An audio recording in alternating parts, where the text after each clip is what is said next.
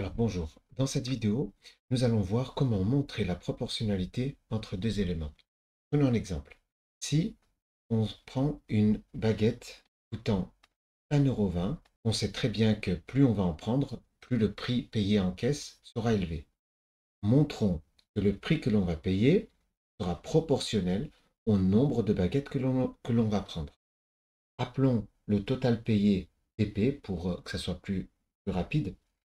Et le nombre de baguettes que l'on va prendre, on va le noter ça n.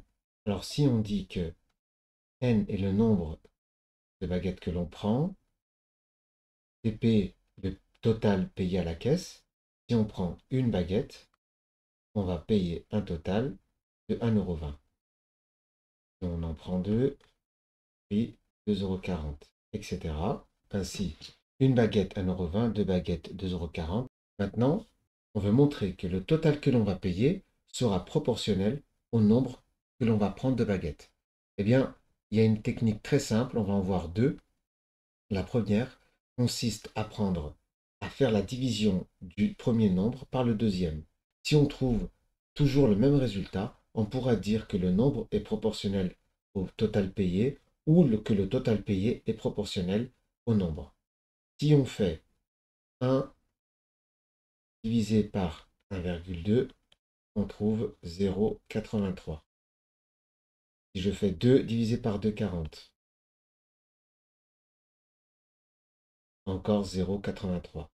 Donc on voit que à chaque fois que je fais ce nombre divisé par celui-ci, ça me donne 0,83. Celui-ci par celui-ci, 0,83, ainsi de suite. Comme le nombre est toujours le même, la division de ce nombre par ce nombre donne toujours le même résultat, on peut dire que le nombre est proportionnel au total payé.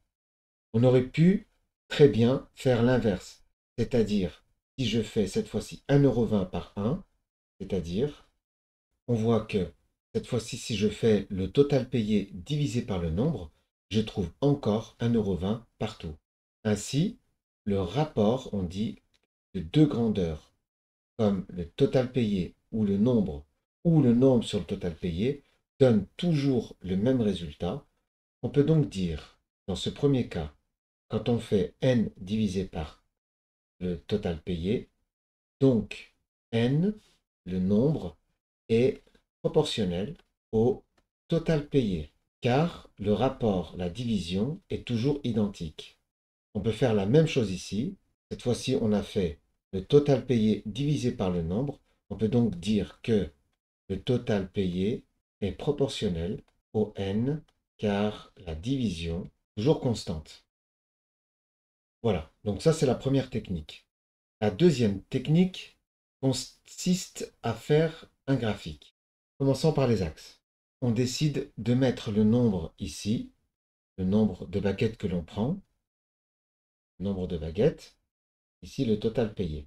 On sait que pour une baguette, on paye 1,20 €, donc c'est à peu près ici. Et on sait également que pour 5 baguettes, on paye 6 €. 5 baguettes, ici, on paye 6 €. Le total payé, c'est 6 €. On sait que 2 baguettes coûtent 2,40 €. 2 €, la moitié ici, 2,40 €, c'est à peu près là. Le graphique donnant le total payé en fonction du nombre de baguettes que l'on prend, on voit apparaître quelque chose d'assez caractéristique. C'est, si je le trace dans une autre couleur,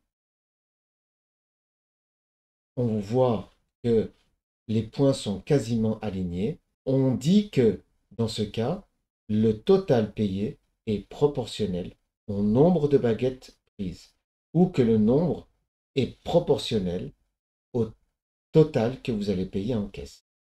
Donc, comme la représentation graphique du total payé en fonction du nombre, le total payé en fonction du nombre, est une droite passant par l'origine, 0 ici, vous payez 0 quand vous en prenez 0. On peut donc dire que le total payé est proportionnel au nombre n de baguettes que vous prenez. Voilà, j'espère que cette vidéo t'a plu. N'hésite pas à mettre un pouce vers le haut pour m'encourager à poursuivre. à t'abonner si ce n'est pas déjà fait et activer la cloche pour être informé des nouvelles vidéos. Allez, bon courage!